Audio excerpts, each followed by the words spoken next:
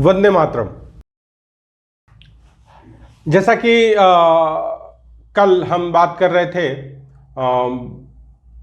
Consumerism और महिलाओं का योगदान।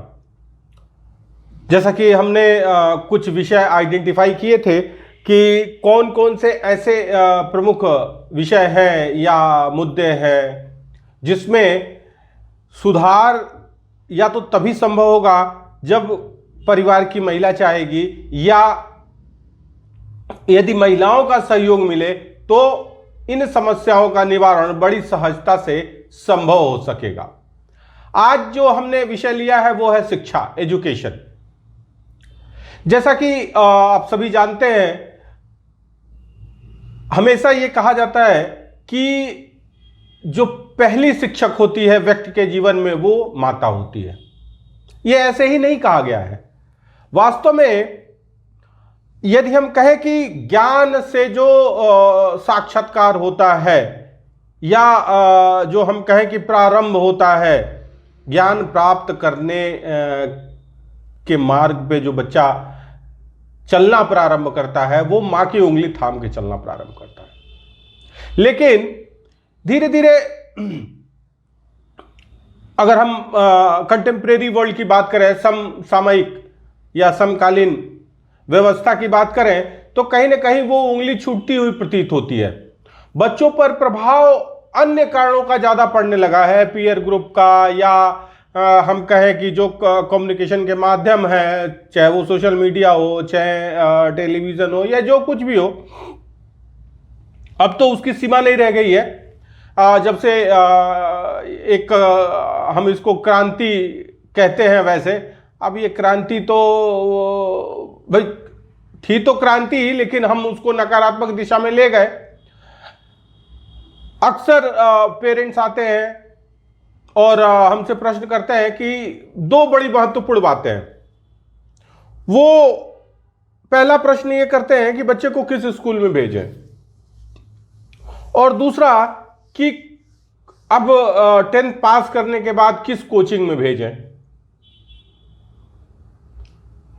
जेई के लिए कहां भेजें, दिल्ली भेजें, कोटा भेजें कि आपके पास भेजें। अब देखिए, सही कहा जाए तो निर्वात में या इन प्रश्नों का केवल हां और ना या सजेशन में जवाब देना संभव नहीं है। पहली बात का तो सीधा सीधा जवाब संभव है कि किस स्कूल में भेजें। हम पेरेंट्स से हमेशा कहते हैं कि जो आपके घर के पास हो और बहुत ज्यादा फीस ना ले रहा हो। इसका कारण क्या है? देखिए, घर के पास होना इसलिए परम आवश्यक है क्योंकि जो ट्रेवलिंग टाइम है, आज आपको पता होगा कि कितना ट्रैफिक है, आने जाने में बच्चों को कितना समय लगता है। और कई स्कूल के बस तो हम अपनी सोसाइटी के सामने देखते हैं कि 5:30 बजे सुबह आके बस लगी रहती है। इस तीन परिस्थितियों में बच्चा जो पढ़ने जाएगा वो स्ट्रेस के अलावा उसको कुछ नहीं हासिल होना है।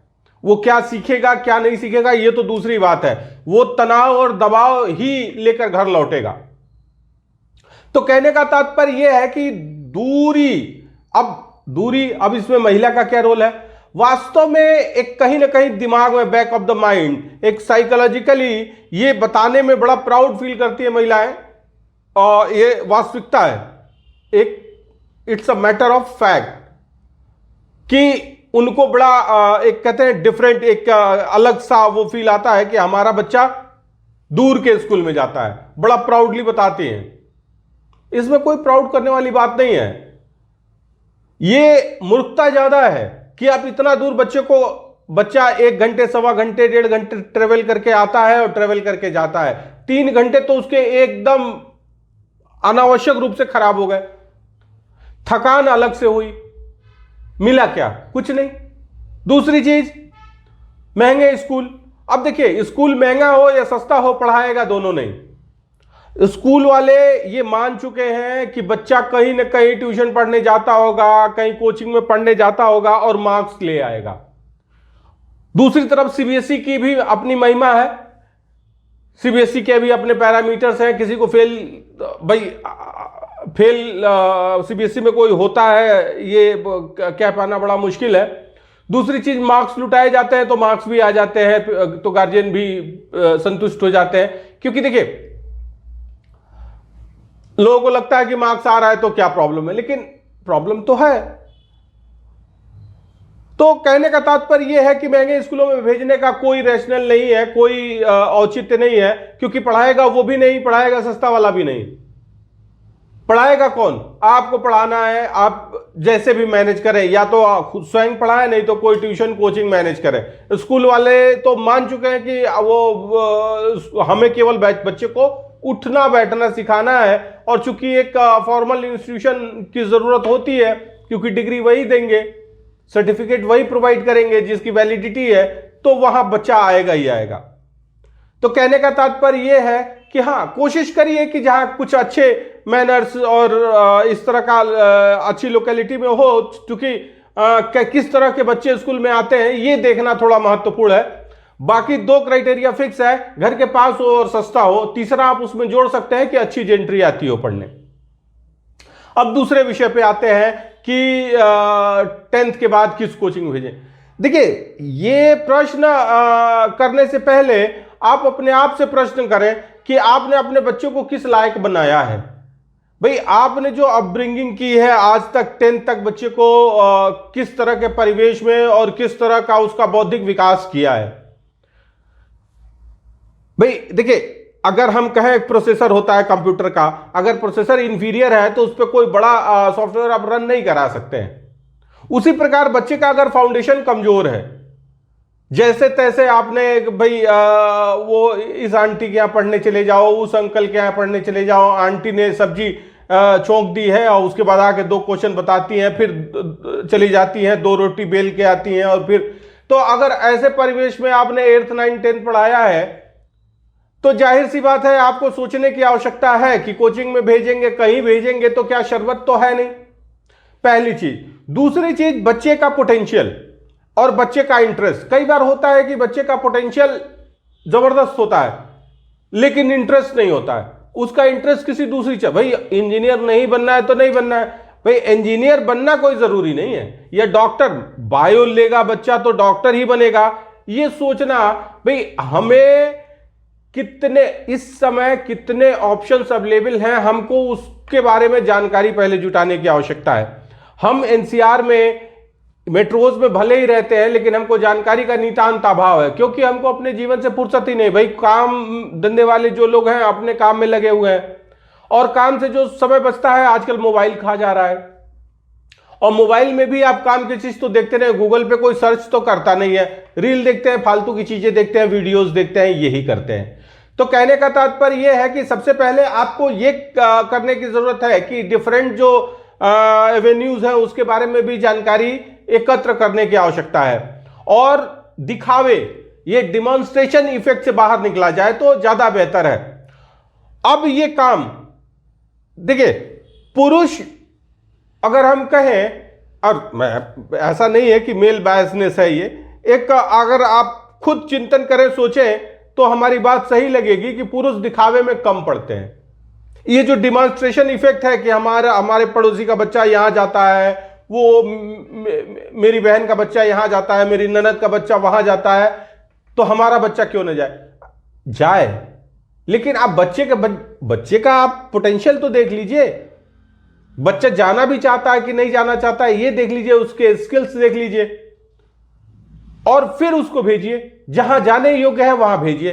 भाई, आप अपने एक तरह से कहते हैं ईगो सेटिस्फाई करने के लिए बच्चे का करियर, फ्यूचर दांव पे लगा देते हैं, और यही नतीजा है कि कोटा में पिछले साल अगर 2023 की बात करें तो 2.5 दर्जन के आसपास बच्चों ने सुसाइड कर लिया, क्योंकि वो जबरदस्ती भेजे गए थे। भाई, उनका एक कहते हैं कि जो एक अगर हम कहें इमोशनल स्टेबिलिटी अगर नहीं है बच्चे में, तो फिर बच्चों पे इस तरह का दबाव बनाना ठीक बात नहीं है।